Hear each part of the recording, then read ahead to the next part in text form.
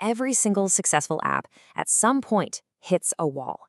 And that wall almost always is the database. So the big question is, how do you actually get from just one user to millions without the whole thing just collapsing?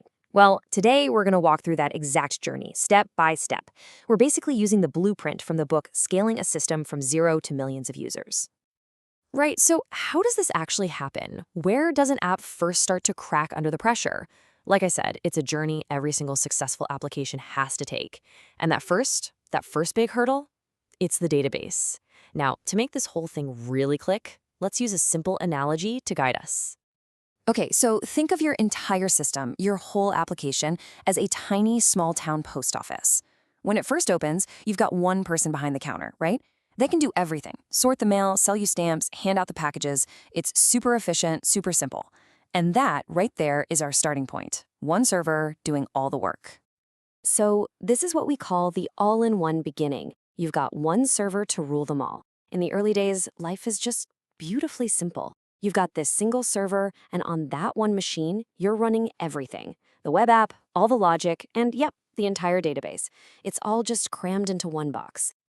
So back to our post office, this setup is exactly like that one person handling every single task.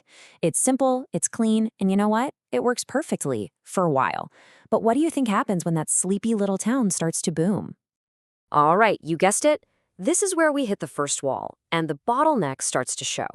As more and more users pour in, that single server, our one-person post office, just starts to struggle. The application and the database are literally fighting each other for the same resources: CPU, memory, storage. And guess who feels the pain first? Yep, almost always it's the database. And this right here is the core of the problem. When traffic is low, no big deal, right? There are plenty of resources to go around and everything feels super snappy. But the second traffic spikes, the app and the database start battling for those same resources. This is what we call contention. And the result? Everything slows way down to a crawl, really. So what do? Well, the first most logical step is to just separate them. Give them some space. In our analogy, this is like our overworked post office clerk finally getting their own dedicated building just for mail stuff. So the application stays put on one server, and the database gets to move into a brand new, shiny, dedicated server of its very own. And the benefits? Oh, they are immediate. All of a sudden, the application isn't fighting the database for memory or CPU anymore. Each part of the system, the web tier, the data tier, has its own dedicated resources. They can breathe, and you can scale them independently. It's a massive performance boost. But this is just the first step on our journey. Okay, next phase, scaling up, the bigger box. Now that our database has its own server, what's the next logical move when even more traffic comes along? Well, the simplest thing to do is just make that one server more powerful. And this has a name. It's called vertical scaling, or sometimes scaling up. So what is vertical scaling? It's simply the process of adding more power, more CPU, more RAM, faster storage to an existing server. Going back to our analogy, this is like renovating that dedicated post office.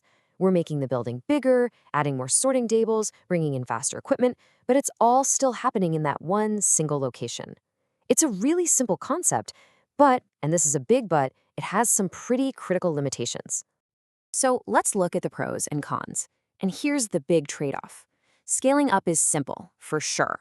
You don't have to change much code, but you will eventually hit a hard physical limit. You can only make a server so big, and it gets incredibly expensive fast. But even more importantly, you've created a single point of failure. Think about it. If that one giant, super expensive server goes down, your entire application goes down with it. Ouch. And that limitation brings us to the real game changer. This is where things get interesting. We're talking about horizontal scaling, or scaling out. The idea is instead of making one server bigger, we just add more servers. And for databases, the key technique to pull this off is called replication.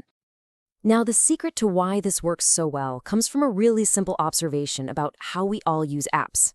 For most applications, something like 90% of what we do is just reading data, not writing it. I mean, think about it yourself. You scroll through hundreds of social media posts, right? But you only actually make one post. Replication is a brilliant technique that's designed to exploit this exact imbalance. So what is database replication? It's basically a master-slave relationship, or, as it's often called now, a primary/replica relationship. Here's how it works. We set up one database as the master or primary. This one server handles all the writes, all the new posts, the updates, the deletes. Then we create multiple copies of it, and these are called read replicas or slaves. And they're constantly getting their data synced from that master. That's right. So anytime new data is created or something is changed, it goes to one single authoritative place, the master database. This is absolutely crucial for keeping all of your data consistent. But when all those users just need to read the data, scrolling their feeds, looking at profiles, their requests get spread out across this whole fleet of read replicas. And this just dramatically explodes our capacity to handle that massive volume of read traffic. And the advantages here are huge. First, you get way better performance because all those read queries are being processed in parallel. Second, you get reliability. Your data is safe because it's copied in multiple places. And third, you get high availability. I mean, if one of those replica servers fails, no big deal. The traffic just gets sent to the others. The user never even notices. And this fits our post office analogy perfectly, doesn't it? The main central post office, that's our master database, the one place that handles sending all the mail out, the writes. And all those new, smaller branch offices we opened all over town, those are our read replicas, making it super easy and super fast for everyone to just pick up their mail. All right, let's zoom out for a second and just recap the journey we've taken so far. This has been the first chapter of our story. So we've walked through the 4 key stages of database scaling. We started with everything on a single server. Then we moved to separation, giving the database its own machine. After that came vertical scaling, where we just made that one server more powerful. And finally, we landed on replication, where a master handles writes and multiple replicas handle the reads. Honestly, this 4-step evolution, it's the foundational playbook for pretty much every large-scale system out there. As Alex Su says, designing a system that supports millions of users is challenging, and it is a journey that requires continuous refinement and endless improvement. And that's exactly right. This whole thing is a journey, a process of constant evolution. You find a bottleneck, you solve it, and then you find the next one. What we've just covered is that crucial first chapter in the story. Which leaves us with a final, lingering question. We've solved for massive reads, right? We've built this amazing system that can handle tons of people browsing. But what happens when the app gets so big that the writes become the bottleneck? What do you do when that single master database just can't keep up with all the new data coming in? Well, that is the next great challenge, and it leads us to some really cool techniques like sharding. Thanks so much for watching.